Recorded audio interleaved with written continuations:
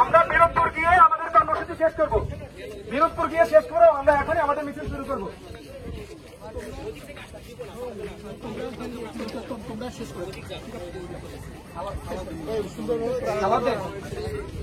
সালাদিন কোথায়?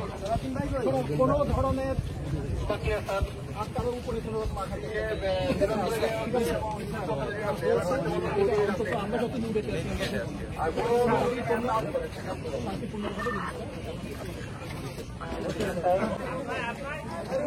হবে না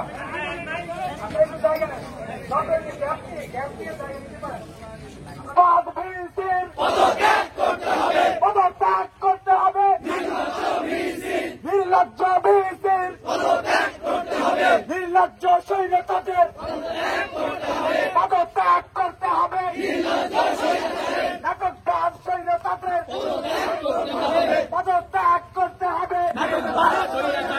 action action action action to action লেগেছে রে লেগেছে ছাত্র সমাজ জেগেছে লেগেছে রে লেগেছে রক্তে আগুন লেগেছে রক্তের বন্যায় ভেসে যাবে অন্যায় রক্তের বন্যায় ডাইরেক্ট অ্যাকশন লেগেছে রে লেগেছে ছাত্র সমাজ জেগেছে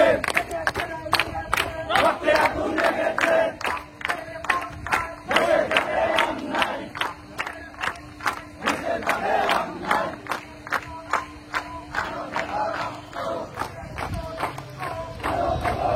প্রজাতন্ত্রের চাকর আপনারা, আমাদের টাকায় আপনারা দেশকে আপনারা নিয়ম শৃঙ্খলা আপনারা আইন শৃঙ্খলা আপনারা কন্ট্রোল করবেন, কিন্তু আপনার গুলি যে গুলি আমাদের খেটে খাওয়া মেহনতি মানুষের টাকায় কেনা গুলি, যে গুলি শ্রমিকের টাকায় কেনা গুলি, একজন রিক্সা চালকের রিক্সায় যে শ্রমে কেনা টাকাগুলি আপনারা আমাদের বুকে চালিয়েছেন।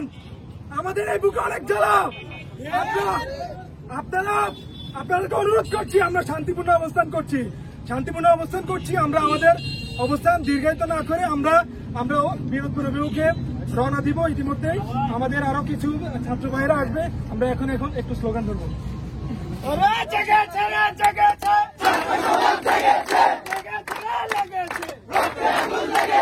আমার ভাই বললো কেন, আমার ভাই বললো কেন, কোটা না মেধা, কোটা না মেধা, আমাদের হাল বন্ধ কেন, আবু সাইদ বললো কেন, আসিফ ভাই বললো কেন, কোটা না মেধা, বঙ্গবন্ধুর বাংলায় বঙ্গবন্ধুর বাংলায়।